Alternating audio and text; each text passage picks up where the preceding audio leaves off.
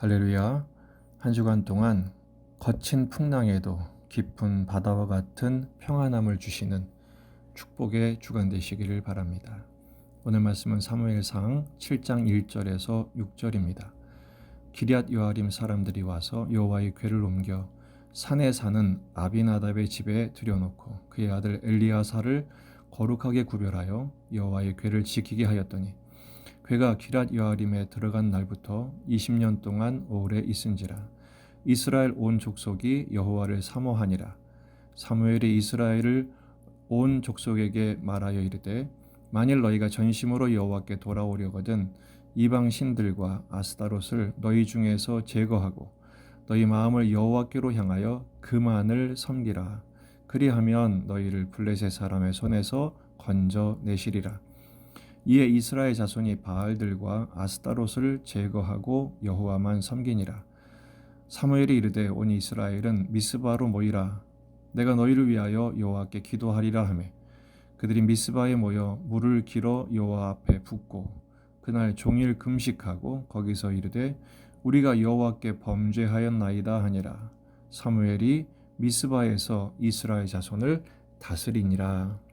아멘. 본문에 계시된 주님은 어떤 분이신가? 미스바에서 언약을 갱신하시는 분이십니다. 베세메스에 큰 슬픔이 있었습니다.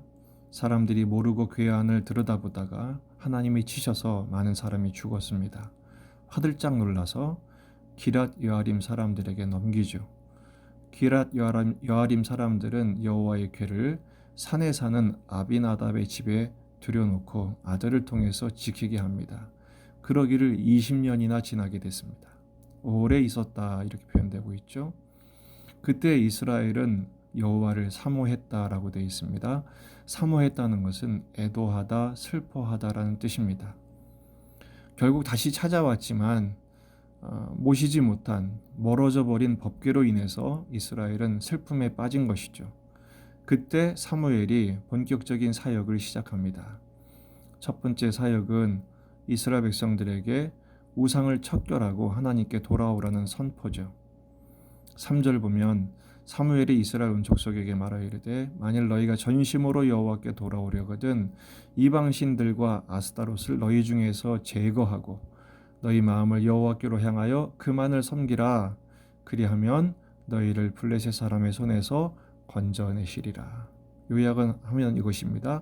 우상을 제거하고 하나님만 섬겨라. 그러니까 이스라엘은 아스타롯과 이방신들을 하나님과 더불어 섬기는 상황까지 오게 됐습니다. 우상이 약속했던 번성과 풍요가 부러웠기 때문이죠. 이미 그 우상이 이스라엘의 삶을 지배하고 있었습니다. 혼합 종교가 되어버린 것이죠. 거기에 대해 사무엘은 단호하게 말합니다. 그 우상을 제거하라. 그리고 하나님만 섬겨라. 신앙은 배타적인 것입니다. 양다리를 거쳐서는 안 되지요. 그러면 하나님이 블레셋에서 너희를 건지실 것이다. 그러자 이스라엘 백성들이 순종합니다. 바알과 아스테라스를 제거하고 하나님만 섬겼다. 하나님만 예배하게 되었다라는 것이죠. 사무엘이 다시 이스라엘에게 선포합니다. 미스바로 모여라. 내가 너희를 위해 여호와께 거기서 기도하겠다. 그래서 이스라엘이 미스바 성회를 하게 됩니다. 미스바는 파수대라는 뜻이죠. 사무엘이 소집을 했고 거기서 물을 길어서 여호와께 붓고 종일 금식하며 회개합니다. 물을 길어 부었다는 것은 애통하는 마음을 쏟았다는 뜻이고요. 금식했다는 것은 하나님의 자비를 생명을 걸고 구했다는 것입니다. 그러자 사무엘이 6절 끝에 보면 미스바에서 이스라엘 자손을 다스리니라 이렇게 되어 있습니다. 하나님께서 이스라엘 백성들을 소집하게 한 역사적인 사건이 있는데요. 첫 번째로 생각할 것은 시내산 소집입니다.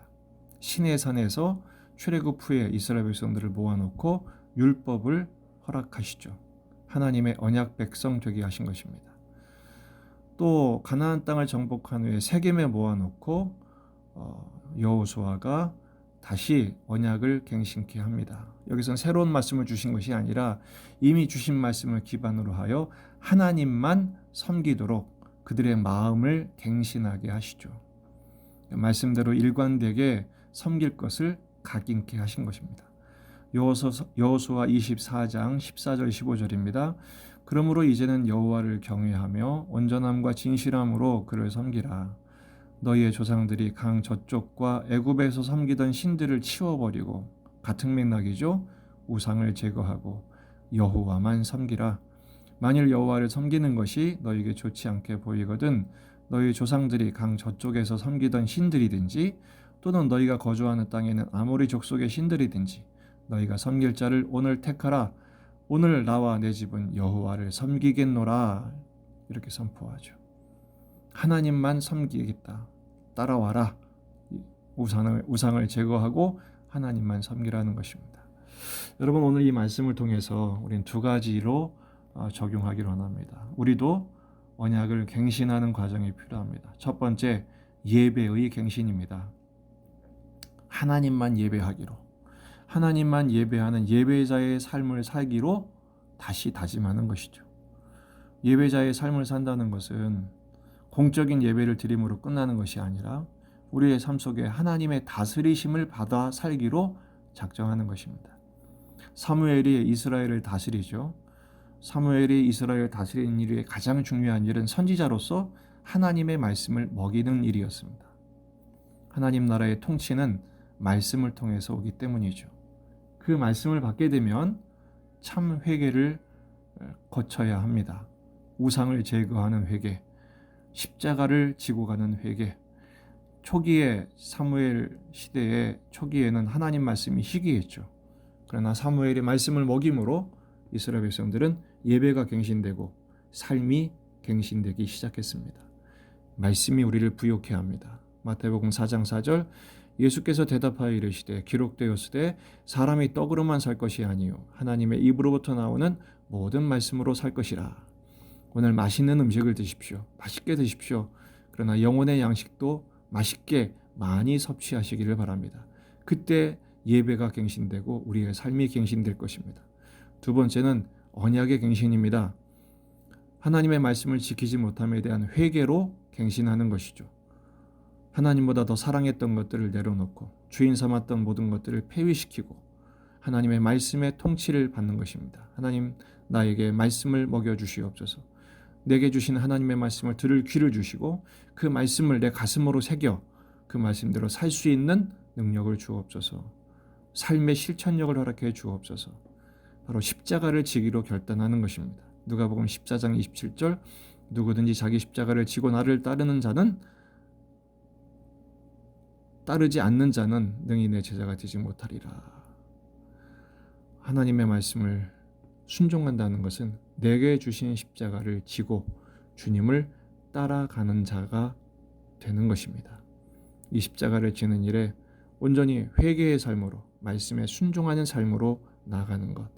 여러분, 오늘 주어진 삶을 하나님의 말씀을 붙들고 살아내십시오. 그 일에 승리할 때 바로 주님은 거기에 계시며 영광을 받으시고 그만큼 우리를 변화되게 하시고 우리를 사용하셔서 하나님의 나라를 세워가시고 이뤄가시고 채워가실 줄로 믿습니다. 매 순간 변화되는 것, 매 순간 새로워지는 갱신의 삶을 사는 저와 여러분이 되기를 주의 이름으로 축복합니다.